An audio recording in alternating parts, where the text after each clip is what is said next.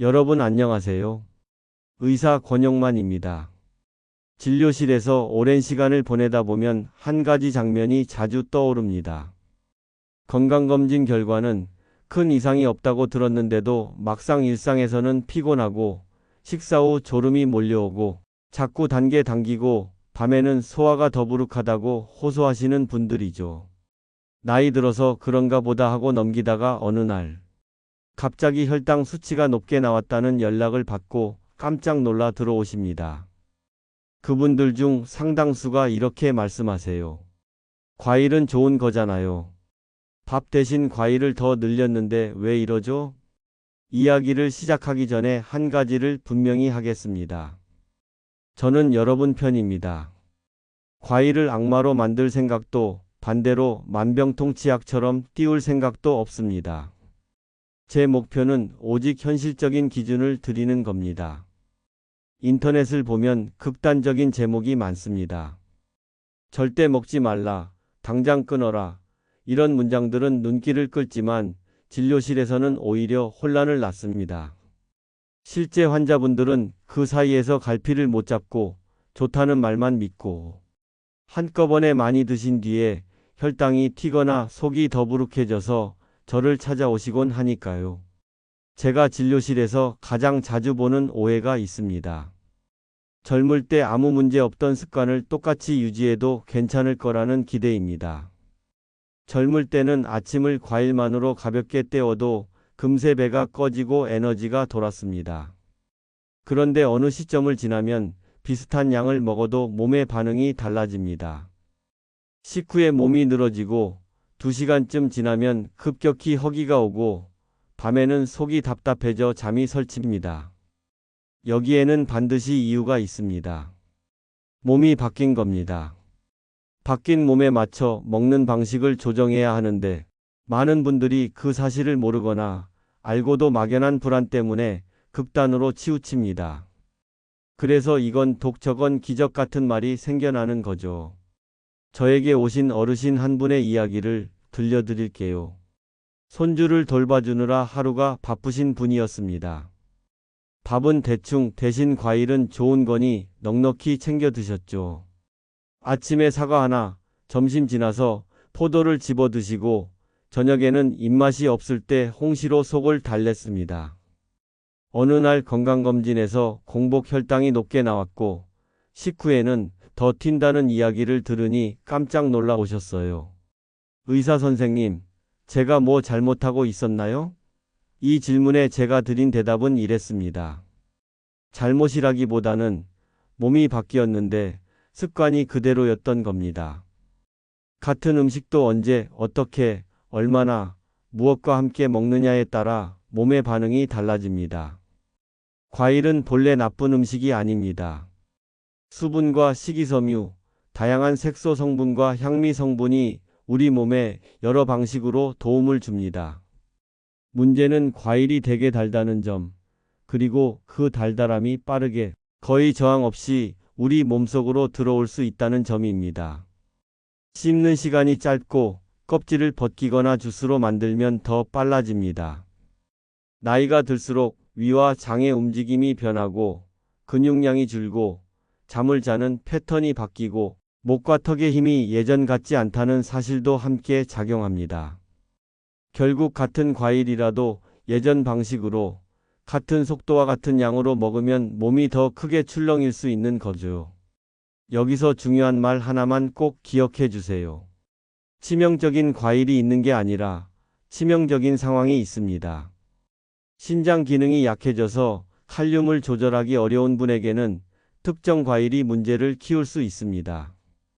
혈당 조절이 예민한 분이 공복에 달달한 과일을 한꺼번에 드시면 식후 졸림과 두통, 갈증이 확 올라올 수 있습니다.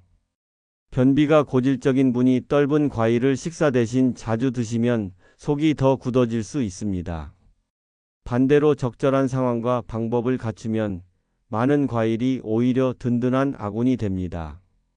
같은 사과라도 껍질째 천천히 오래 씹어서 식사와 함께 드시느냐, 공복에 허겁지겁 드시느냐에 따라 몸의 반응은 전혀 달라집니다.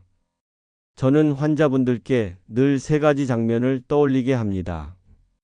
첫째, 과일을 드신 시간이 언제였는지. 둘째, 얼마나 빨리, 얼마나 덩어리로 드셨는지. 셋째, 그날의 움직임과 잠은 어땠는지. 이 세 장면만 떠올려도 본인의 패턴이 보입니다. 어떤 분은 아침 식사 직후에 조금씩 나눠 드실 때 가장 편안하고, 어떤 분은 점심과 함께 샐러드처럼 곁들일 때 속이 편안합니다. 누군가는 저녁 늦게 과일을 간식으로 드신 뒤 뒤척이는 밤을 보내고 나서야 깨닫습니다. 나는 저녁 과일이 맞지 않는구나. 이건 정답과 오답의 문제가 아니라 나와 맞는 조합을 찾아가는 문제입니다. 오늘 영상에서 저는 과일을 금지와 기적으로 나누지 않겠습니다. 대신 여러분 각자의 몸 상태와 생활 리듬에 맞춰 안전하고 유익하게 드시는 기준을 드리겠습니다. 무엇을, 언제, 어떻게, 얼마나, 무엇과 함께. 이 5가지를 천천히 풀어가며 흔히 이름이 오르내리는 과일들을 실제 진료실 사례와 함께 살펴볼 겁니다. 여러분이 좋아하시던 과일을 무조건 끊으라고 말하고 싶지 않습니다. 끊어야 한다면 이유가 분명해야 하고 대신할 수단이 손에 잡혀야 합니다. 반대로 적극적으로 권하고 싶은 과일이라면 그 근거와 함께 일상에 바로 적용할 수 있는 방법까지 드리겠습니다. 혹시 지금 마음속에 이런 생각이 드시나요? 나는 이미 수십 년을 이렇게 먹어왔는데 굳이 바꿔야 하나? 그 마음 충분히 이해합니다. 익숙한 습관을 바꾸는 일은 쉽지 않습니다. 그래서 저는 거창한 계획보다 작고 구체적인 변화를 권합니다. 내일 아침 과일을 드신다면 식사와 함께 조금 더 천천히 씹는 횟수를 늘리는 것부터 시작해 보세요. 그리고 몸이 보내는 신호를 살피며 사흘만 기록해 보세요. 배가 금방 꺼지는지, 점심 전에 손이 떨리는지, 오후 졸음이 줄었는지, 밤에 뒤척이지 않는지. 이 짧은 기록이 다음 선택을 훨씬 쉽게 만들어줍니다. 여러분의 식탁 위에 과일은 앞으로도 있을 겁니다. 다만 그 자리를 조금 옮기고 그릇을 조금 더 작게 하고 포크 대신 시간을 더 얹어두는 겁니다. 그렇게만 해도 몸은 놀랄 만큼 안정됩니다.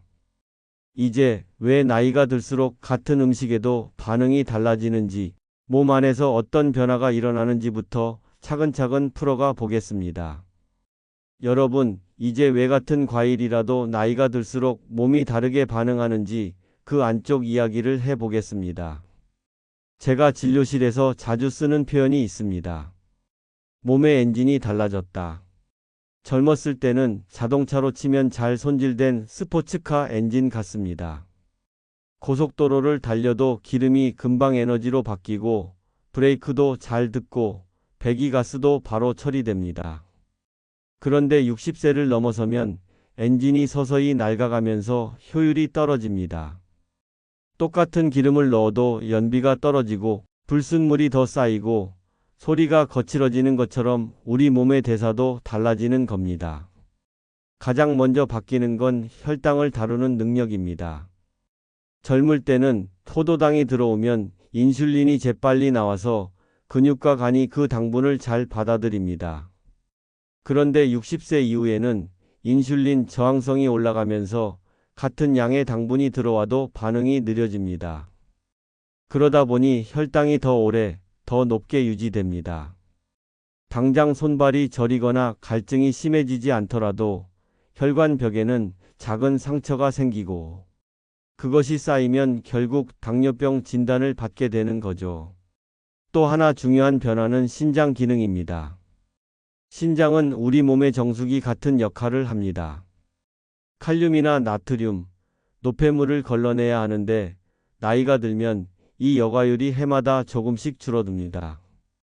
젊었을 때는 바나나를 몇 개 먹어도 문제가 없었지만 60세 이후에는 신장이 칼륨을 배출하는 속도가 떨어지기 때문에 몸속에 쌓이기 쉽습니다. 고칼륨 혈증이 생기면 심장이 불규칙하게 뛰거나 극단적인 경우 갑작스러운 실신으로 이어질 수도 있습니다. 그래서 신장 질환이 있거나 검진에서 수치가 낮게 나온 분은 특정 과일을 조심해야 한다는 말이 나오는 겁니다. 간 기능도 빼놓을 수 없습니다. 간은 에너지 창고이자 해독 공장입니다. 그런데 60대 이후에는 젊을 때보다 대사가 약 70% 정도 떨어진다고 알려져 있습니다. 그래서 과당 같은 성분이 예전만큼 빠르게 연소되지 않고 지방으로 전환되어 쌓이기 쉽습니다. 지방간, 고지혈증, 복부비만 같은 진단이 여기서 시작됩니다. 여기에 더해 소화기관의 변화도 중요합니다. 위산 분비가 줄면서 음식을 곱게 갈아내는 힘이 떨어집니다. 그래서 감처럼 떫은 맛 성분이 많은 과일을 공복에 드시면 소화가 안 된 덩어리가 뭉쳐 위석이 생길 위험이 커집니다. 장 운동도 느려져서 같은 과일이 변비에 도움이 되기도 하지만 오히려 심하게 만들기도 합니다. 마지막으로 놓치기 쉬운 부분이 바로 근육량입니다. 근육이 줄어들면 혈당을 흡수하는 저장소가 줄어드는 것과 같습니다. 젊을 때는 밥과 과일을 먹고 바로 근육이 흡수해 주던 당분이 60대 이후에는 갈 데가 없어 혈액 속에 오래 남게 됩니다. 그래서 과일 먹고 나서 갑자기 졸음이 쏟아진다는 호소가 많은 거죠. 이처럼 혈당 조절, 신장과 간 기능, 위와 장의 움직임, 근육량까지 몸의 여러 시스템이 동시에 바뀌기 때문에 과일이 예전과 다르게 작용하는 겁니다. 같은 사과 한 개라도 30대와 60대, 60대와 80대의 몸에 들어갔을 때 결과는 전혀 같지 않습니다. 제가 환자분들께 늘 드리는 말씀이 있습니다. 나이 드신 뒤에는 음식을 고르는 기준이 달라져야 한다. 이제는 단순히 달콤하냐, 상큼하냐가 아니라 내 몸이 이 성분을 어떻게 처리할 수 있는지, 어떤 상황에서 먹는지가 중요합니다. 곧 이어서 흔히 절대 먹지 말라는 목록에 오르는 바나나, 포도, 망고, 감 같은 과일들을 실제로 어떤 상황에서 위험해질 수 있는지, 그리고 반대로 어떻게 조절하면 안전하게 즐길 수 있는지를 구체적으로 말씀드리겠습니다. 자, 이제 많은 분들이 가장 궁금해하실 부분으로 들어가 보겠습니다. 바로 절대 먹지 말라는 말이 따라 붙는 과일들입니다. 바나나, 포도, 망고, 감. 이 네 가지가 대표적으로 꼽히곤 하지요. 그런데 제가 진료실에서 환자분들께 늘 드리는 설명은 이렇습니다. 과일 자체가 독이 아니라 상황이 독이 되는 겁니다. 지금부터 실제로 어떤 경우에 위험해지는지, 그리고 반대로 어떻게 하면 안전하게 드실 수 있는지 하나씩 짚어드리겠습니다. 먼저 바나나입니다. 바나나는 젊은 분들에게는 훌륭한 에너지 공급원이 됩니다. 운동 전후로 빠른 탄수화물을 보충할 수 있고 식이섬유와 비타민 B군도 꽤 들어 있습니다. 하지만 60세 이후에는 신장 기능이 떨어져 칼륨을 배출하는 속도가 늦어집니다. 이때 바나나를 하루 2개, 3개씩 드시면 고칼륨 혈증이 생길 수 있습니다. 실제로 만성 신장 질환을 가진 환자분이 바나나를 매일 꾸준히 드셨다가 맥박이 불규칙해져 응급실로 오신 적이 있습니다. 그렇다고 모든 어르신이 바나나를 피해야 한다는 건 아닙니다. 신장 수치가 정상이고 하루 반 개 정도를 다른 음식과 함께 드신다면 큰 문제가 되지 않습니다. 다만 공복에 바나나만 단독으로 드시는 습관은 혈당을 급격히 올릴 수 있으니 꼭 피하시길 권합니다. 다음은 포도입니다. 포도는 달콤해서 한 번 잡으면 송이째 드시는 경우가 많습니다. 문제는 포도당과 과당이 섞여 있어서 혈당이 빠르게 오르는 동시에 간에 부담을 줄 수 있다는 겁니다.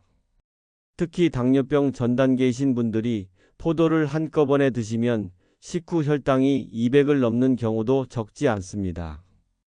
게다가 건포도는 수분이 빠져 당분이 더 농축되어 있으니 작은 알맹이 몇 개만 집어도 사탕을 여러 개 먹은 것과 비슷한 효과가 납니다. 그렇다고 포도를 완전히 끊을 필요는 없습니다. 껍질째 꼭꼭 씹어 소량만 드시고 반드시 다른 음식과 함께 드시면 혈당 상승을 완화할 수 있습니다. 문제는 한 번에 많이 빠르게 먹는 습관입니다. 세 번째는 망고입니다. 망고는 달콤하고 향이 강해서 좋아하시는 분들이 많습니다. 그런데 망고는 혈당 지수가 높아 당뇨가 있거나 인슐린 저항성이 있는 분들께는 위험할 수 있습니다. 또한 망고 껍질 주변에는 우르시올이라는 알레르기 유발 성분이 있어서 젊을 때는 괜찮았던 분들도 나이가 들며 면역력이 떨어지면 입 주변이 붓거나 두드러기가 생길 수 있습니다. 실제로 망고를 먹고 호흡 곤란으로 응급실을 찾은 환자도 있었습니다. 그렇다고 망고를 무조건 기피할 필요는 없습니다. 당 수치가 안정적인 분이라면 한두 조각 정도 다른 식사와 함께 드시면 큰 문제가 되지 않습니다. 다만 과일 샐러드처럼 망고를 듬뿍 담아 단독으로 드시는 건 피하셔야 합니다. 마지막은 감입니다. 가을철 별미로 즐기시는 분들이 많지만 감에는 탄닌이 많이 들어 있습니다. 위산 분비가 줄어든 상태에서 공복에 감을 먹으면 탄닌이 위 속에서 다른 음식물과 뭉쳐 돌처럼 단단해지는 위석을 만들 수 있습니다. 위석은 극심한 복통과 구토를 일으키고 심한 경우 수술까지 가는 경우도 있습니다. 또 감은 당분도 적지 않아서 혈당이 잘 오르는 편입니다. 특히 곶감은 더 위험합니다. 수분이 빠지며 당과 탄닌이 더 농축되기 때문입니다. 다만 감을 완전히 피할 필요는 없습니다. 식후에 소량 잘 익은 감을 조금만 드시고 물을 충분히 곁들이시면 위험을 줄일 수 있습니다. 정리해 드리겠습니다. 바나나는 신장 기능이 떨어진 분들께 특히 조심이 필요합니다. 포도는 한 번에 많이 빠르게 먹을 때 문제가 생깁니다. 망고는 혈당 지수와 알레르기 반응을 고려해야 합니다. 감은 위석과 혈당에 영향을 줄 수 있습니다. 이 네 가지는 절대 금지 과일이 아니라 조심해야 할 상황이 있는 과일입니다. 이제 반대로 60세 이후 뇌와 혈관을 지키는 데 도움이 되는 과일들이 어떤 것인지, 그리고 왜 의사들이 권하는지 구체적으로 말씀드리겠습니다. 이제 반대로 60대 이후 건강을 지키는데 꼭 도움이 되는 과일들을 살펴보겠습니다. 저는 진료실에서 환자분들께 늘 말씀드립니다. 무엇을 피할지보다 더 중요한 건 무엇을 꾸준히 먹을지 정하는 것이라고요. 먼저 블루베리입니다.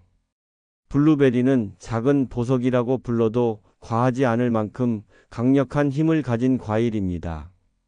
무엇보다 당분이 낮습니다. 그래서 당뇨병이 있거나 혈당 조절이 잘 안 되는 분도 비교적 안전하게 드실 수 있습니다. 블루베리의 진짜 가치는 안토시아닌이라는 색소 성분에 있습니다. 이 성분은 뇌세포와 혈관벽을 동시에 보호해 줍니다. 실제로 하버드 의대 연구에서도 블루베리를 꾸준히 먹은 그룹은 치매 발병률이 40%나 줄었습니다. 저 역시 진료실에서 기억력 저하를 걱정하시는 환자분들께 블루베리를 소량씩 매일 드시라고 권합니다. 중요한 건 매일 조금이지 한 번에 많이가 아닙니다. 두 번째는 사과입니다. 하루 사과 한 개면 의사가 필요 없다는 속담은 단순한 말이 아닙니다. 사과에는 펙틴이라는 식이섬유가 풍부해서 당분이 천천히 흡수되도록 돕습니다. 그래서 혈당이 급격히 오르지 않습니다. 또 펙틴은 장 속에서 유익균을 늘려 변비를 완화하고 장 건강을 개선합니다. 게다가 사과 껍질에는 케르세틴이라는 항염 성분이 들어있어 관절 통증이나 혈관 염증에도 도움이 됩니다.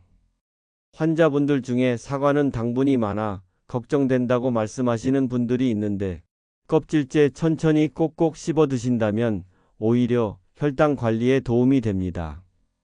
세 번째는 아보카도입니다. 조금 낯설게 느껴지실 수 있습니다.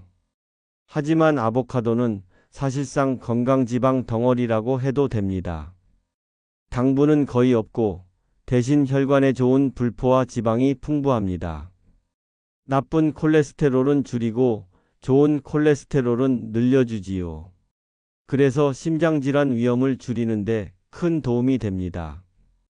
또 아보카도에는 루테인과 제아잔틴이라는 성분이 들어있어 눈 건강에도 탁월합니다.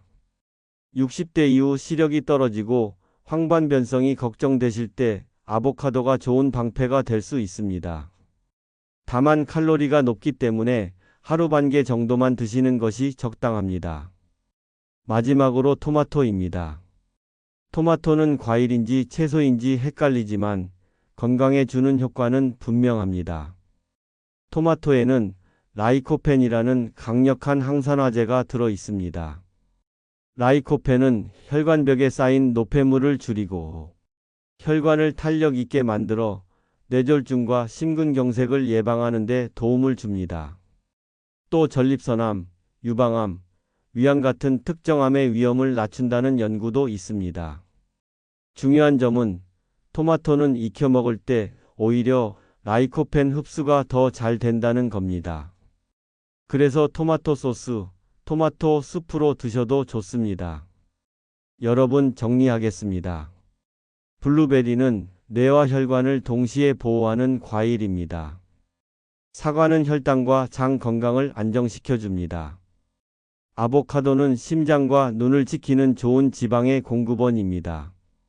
토마토는 항산화와 혈관 건강, 암 예방에 탁월합니다. 이 네 가지 과일은 60세 이후에도 든든한 아군이 되어줍니다. 곧 이어서 과일을 아무리 잘 골라도 어떻게 먹느냐가 더 중요하다는 점을 말씀드리겠습니다. 과일 섭취 시간, 양, 속도, 약물과의 관계까지 구체적인 생활 루틴을 안내해 드리겠습니다. 여러분, 이제 중요한 생활 습관 이야기를 드리겠습니다. 어떤 과일을 고르느냐 못지않게 언제, 어떻게, 얼마나, 무엇과 함께 먹느냐가 훨씬 더 큰 차이를 만듭니다. 제가 환자분들께 가장 먼저 강조하는 건 섭취 시간입니다. 공복에 단 과일을 바로 드시는 건 피하셔야 합니다. 아침에 일어나자마자 바나나나 포도를 드시는 분들이 많지만 이때 혈당은 아직 안정되지 않은 상태라 급격히 치솟기 쉽습니다. 가장 좋은 시간은 아침 식사 후 1시간 정도입니다. 식사로 어느 정도 혈당이 안정된 뒤 과일을 곁들이면 몸이 훨씬 편안하게 받아들입니다. 저녁 늦게, 특히 밤 7시 이후에는 과일을 드시지 않는 게 좋습니다. 그 시간대에는 대사가 떨어져 당분이 지방으로 쌓이기 쉽고 속이 더부룩해 수면을 방해할 수 있습니다. 두 번째는 섭취량입니다. 좋은 과일이라고 해서 마음껏 드시면 안 됩니다. 60대 이후에는 하루 총량을 200g 안팎으로 잡는 게 적절합니다. 블루베리라면 한 줌, 사과는 중간 크기 반 개에서 1개, 아보카도는 반 개, 토마토는 중간 크기 2개 정도면 충분합니다. 오늘은 좋은 과일이니까 많이 먹어도 괜찮겠지라는 생각이 오히려 혈당과 체중을 흔들어 놓습니다. 세 번째는 먹는 속도와 방식입니다. 과일은 되도록 껍질째, 크게 썰어 오래 씹어 드셔야 합니다. 주스나 스무디로 갈아 마시면 섬유질이 잘려나가면서 당분이 빠르게 흡수돼 혈당이 훅 올라갑니다. 꼭꼭 씹는 동안 침이 분비되고 위와 장도 미리 준비가 되기 때문에 소화 부담이 줄어듭니다.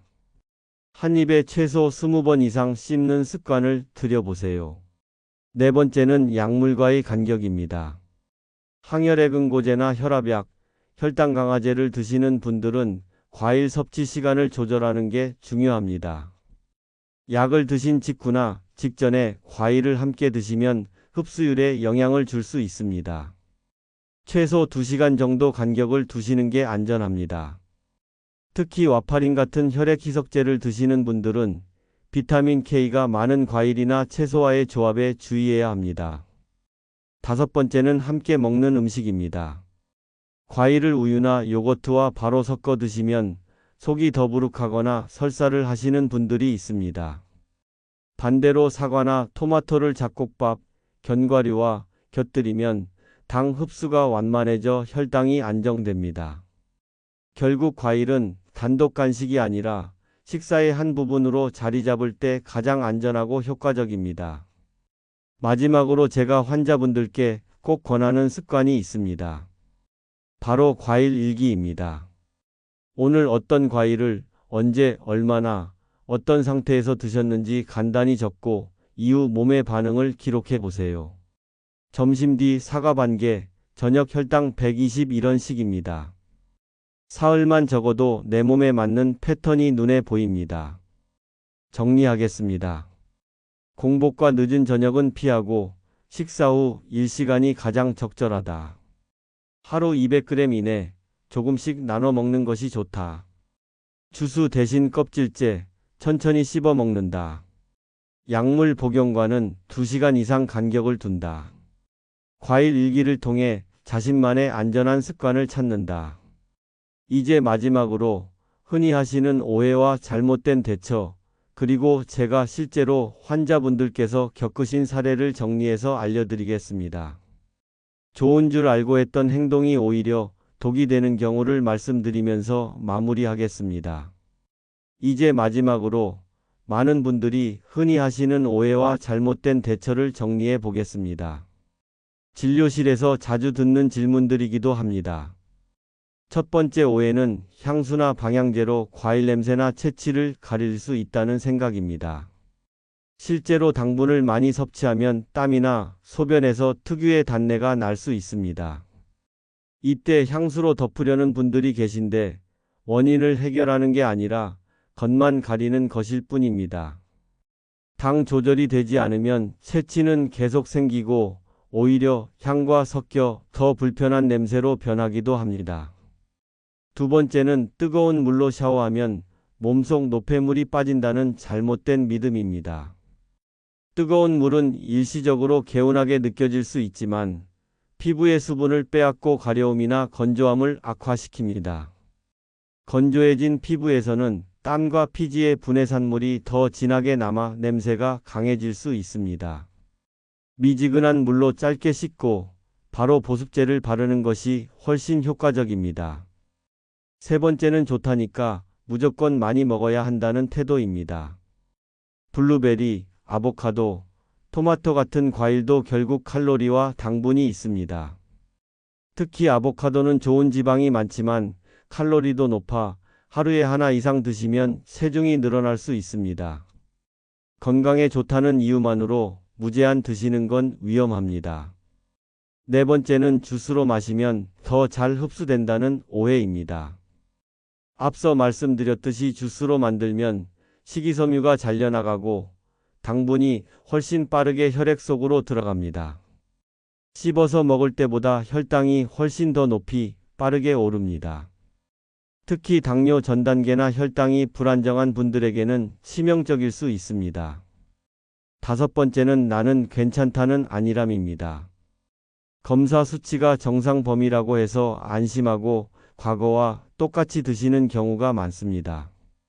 하지만 건강검진은 특정 시점의 스냅샷일 뿐 몸은 계속 변하고 있습니다. 그래서 저는 늘 말씀드립니다. 내 몸을 가장 잘 아는 의사는 바로 나 자신이라고요. 먹고 난 뒤 피곤한지, 소화가 편한지, 밤에 잠이 잘 오는지를 기록하고 살피는 것이 최고의 건강검진입니다. 여러분, 오늘 내용을 정리해 보겠습니다. 나이가 들수록 몸은 바뀌고 그에 맞춰 과일을 먹는 방식도 바뀌어야 합니다. 특정 과일이 독이 되는 게 아니라 특정 상황에서 독이 될 수 있는 겁니다. 바나나, 포도, 망고, 감은 조심해야 할 상황이 있는 과일이고 블루베리, 사과, 아보카도, 토마토는 꾸준히 섭취하면 큰 도움이 되는 과일입니다. 중요한 건 절대 금지와 만능이 아니라 내 몸과 생활 리듬에 맞게 조절하는 지혜입니다. 여러분도 오늘부터 작은 변화를 실천해 보시기 바랍니다. 공복 대신 식사 후에, 주스 대신 껍질째, 많이 대신 조금씩, 그리고 내 몸의 반응을 기록하며 드셔보세요. 그렇게만 해도 건강한 노후가 한층 가까워질 겁니다. 오늘 영상이 도움이 되셨다면 좋아요와 구독 부탁드립니다. 그리고 혹시 궁금한 점이나 경험을 나누고 싶으시다면 댓글로 남겨주세요. 제가 직접 답변을 드리거나 필요한 경우 별도의 영상으로 정리해 드리겠습니다. 여러분의 작은 실천이 노후의 큰 건강을 지켜줍니다. 지금까지 의사 권영만이었습니다. 감사합니다.